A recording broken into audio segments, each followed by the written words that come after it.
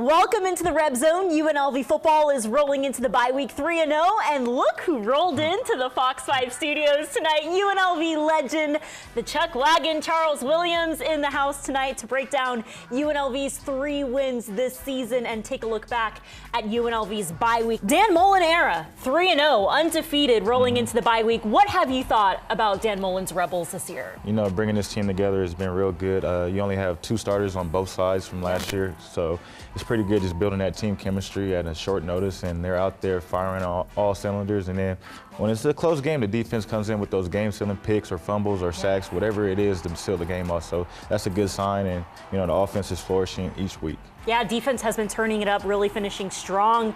Looking to improve to 4-0 on the road this week. Well, a lot of breaking news to get to tonight on the RebZone, but first, let's take a look at the quarterbacks and the news coming out this week. The Rebels will be without second-string quarterback Alex Orji, out for the remainder of the season with a hamstring injury. His teammate Anthony Calandria posted a picture with him at the hospital this week. Looks like Orji is already getting surgery on his right leg. Coach Mullen told us it's a huge loss for the Rebels, losing their 6'3", 240-pound transfer from Michigan, who finished the 2023 season undefeated and won a national title with the Wolverines. Here's the latest from head coach Dan Mullen.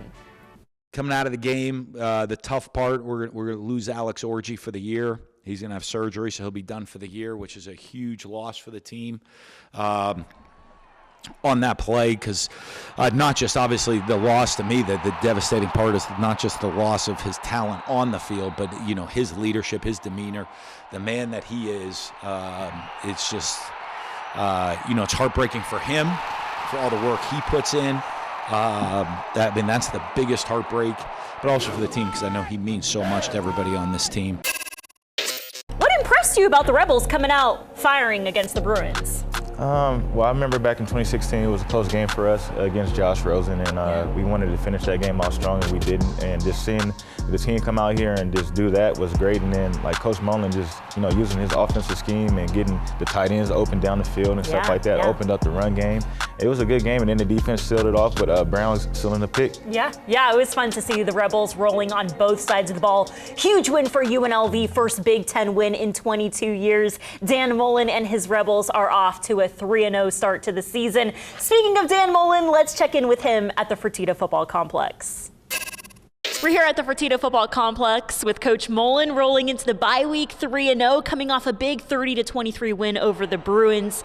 We're just getting this bye week started, Coach. What do you want to accomplish this week? You know, with so many new faces, we have new coaches, we have a lot of new players, we have 3 games under our belt. We're going to go back, really look at what we've done well, what we've done poorly, but double check things, right? I mean, we look and say schematically, this might be great for us, but it doesn't really fit the players we're asking. Like, our guys are better doing other things. What are they good at doing? Are we asking guys to do what we want them to do, what they're best at doing? Anthony Calandria, back-to-back Mountain West Offensive Player of the Week for the first time in program history.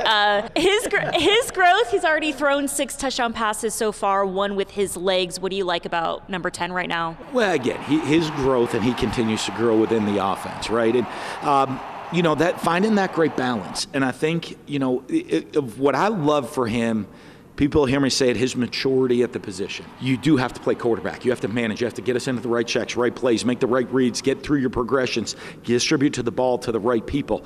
And I think that understanding, that maturity, that as a young player, it's sometimes hard. It's like, hey, let me just go play. I want you to go play, but I want you to play quarterback and manage the game the right way as well. And I think he's really finding the good balance to do that. 3 wins under your belt in your playbook. What are you seeing from your offense? Just guys being able to play fast right now. I think the guys are getting more comfortable with it, you know, and I think you look at our running back position, we have depth at those guys, you know, whether it's catching balls out of the backfield, running the ball, it's a great thing. We need those guys to be big special teams contributors. They are able to stay fresh. You know, they all want more touches. I want them to, too. I'm like, hey, let's stay on the field longer. We need to run more plays. Everyone will get more touches. I think the wideouts are getting more comfortable. Again, you look at the number of guys we want to be able to roll through at the receiver position so that we are fresh for 4 quarters. But I think that timing, there's one thing at practice and you're throwing routes, you're doing things in the summer, but little adjustments during the game. Can we pick them up? Can we make things happen in the passing game? I think our guys have done that. I'm really pleased with the playmaking. I mean, that trust comes when we have guys with size, and all of a sudden you're going to give us some one-on-one matchups down the field. Anthony's going to give them the shot, and we're coming down with a lot of those balls. That helps with the explosive plays within the offense for the wide receivers down the field. Obviously, tight ends had a huge game. The great thing, I think, within the team of the guys learning also, where's the focus going to be? Hey, we got to stop these guys on the outside. Okay, tight ends are open down the middle of the field. Hey, we're playing man. There's all these, okay, well, hey, if they're going to leave one of our big receivers one-on-one, we're going to go to them. If no one follows the quarterback, he's going to take off running. And you still got to start with stopping the run game. The buy-in from everybody else is, that's fine. You can take one guy away, you can take two guys away, but you can't take all of us away, and we're all going to contribute together. Welcome back to the RebZone. Tonight we are highlighting all the GOATs of the UNLV football program, including Chuck Williams, who's in studio tonight, later joining us to break down UNLV's 3-0 start to the season. But first, we're giving you an inside look at UNLV equipment staff, the best in the nation. Josh Hewitt, no one does it better than him. He has an amazing story to tell us about how football runs in his family. So I'm a third-generation equipment manager. Grandfather Don, my dad Todd, and myself now. And my brother is actually the director of equipment at Fresno. So 4 of us in the family have done it. My parents have 4 kids. I'm the middle. Travis is the oldest, and then 2 brother and sister underneath me. That 2 of the 4 are in equipment, which is kind of crazy to think about. I think we have 40 plus guys right now in helmets that have sensors in them. So we're able to monitor impacts on a daily basis and get it on a national average to where we at with impacts in practice and games and loads and all that stuff that helps the GPS side of it with the weight room too.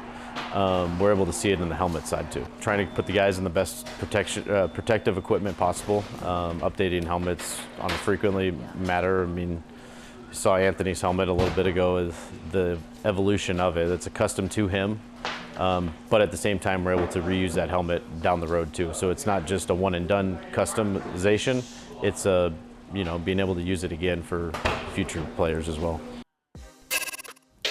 And the doors are always open to us at the Fertitta Football Complex. Upstairs is where the real work happens with UNLV's academic advisor, David Wedley. Wedley has helped the football program reach new heights on and off the field. The Rebels wrapped up the 2024 season, winning 11 games for the first time in 40 years. David Wedley has helped 6 UNLV football players become academic All-Americans, including the legend on our show tonight, Charles Williams. Here's what David Wedley has to say about this year's Rebels.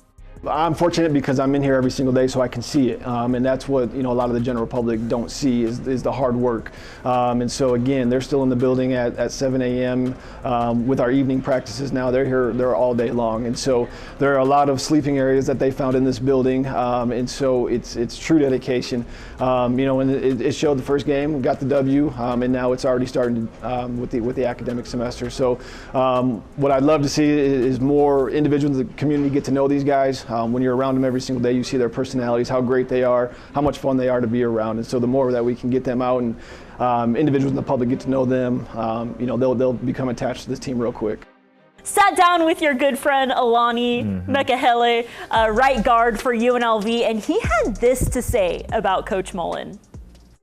Coach Mullen, this is one of the most different head coaches I've ever had in my life.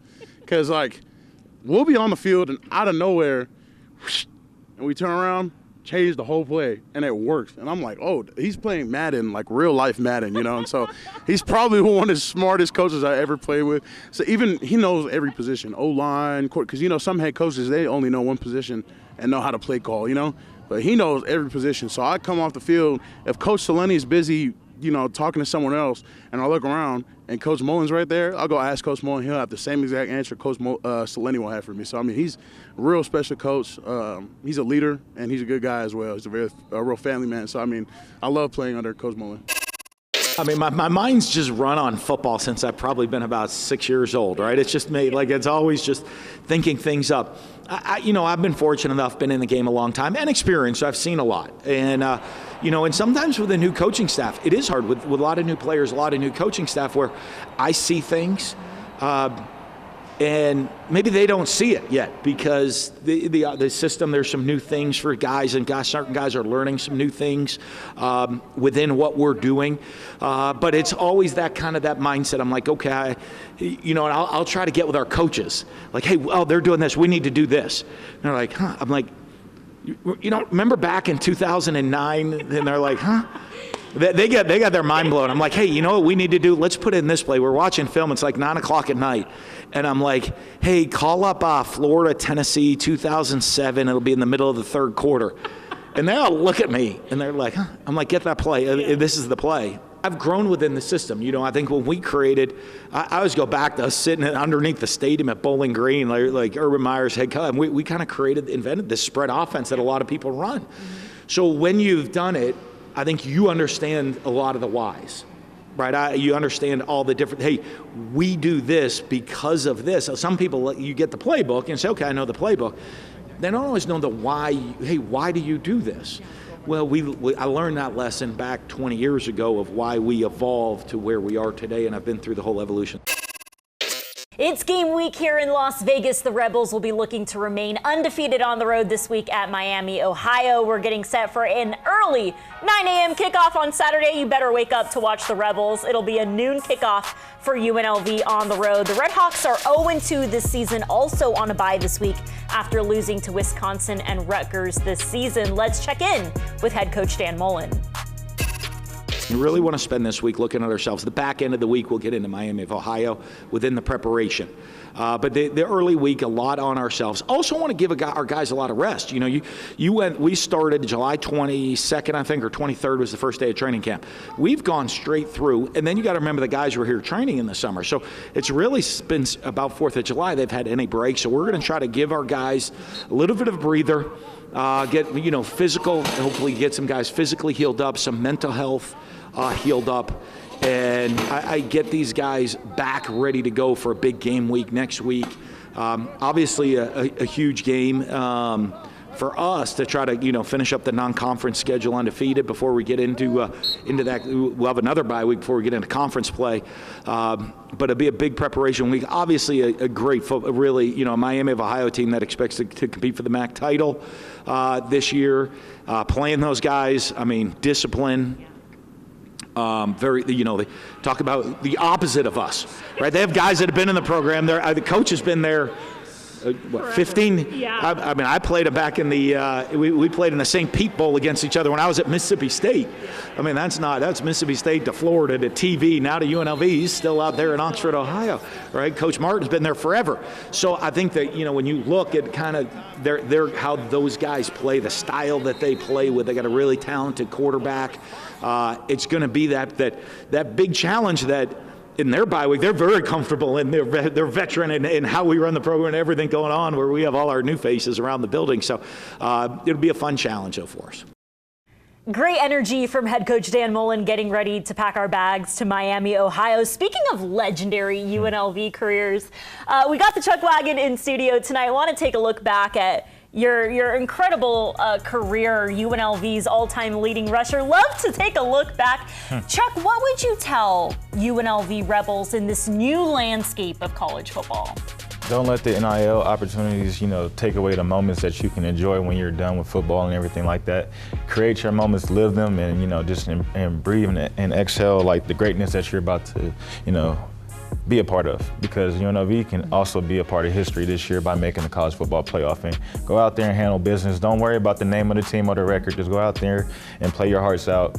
Las Vegas is a college football town. What have you felt at Allegiant Stadium this year? The fans are bought in. They love, what the kids are doing out there at UNLV, and then the community is bringing them, a lot closer. And it's just a lot of good energy. No more fans leaving at halftime and stuff like that. So it's just a great feeling being out there and watching the kids enjoy, the Rebels winning, and it inspires the youth to come to UNLV. The kids that's at home stay at home. Awesome. So great to have the Chuck Wagon on the RebZone tonight. Dan Mullen and his Rebels want to see you guys at the next home game against Air Force. Thank you so much for coming on tonight. We'll see you next Sunday on the RebZone. Thank you.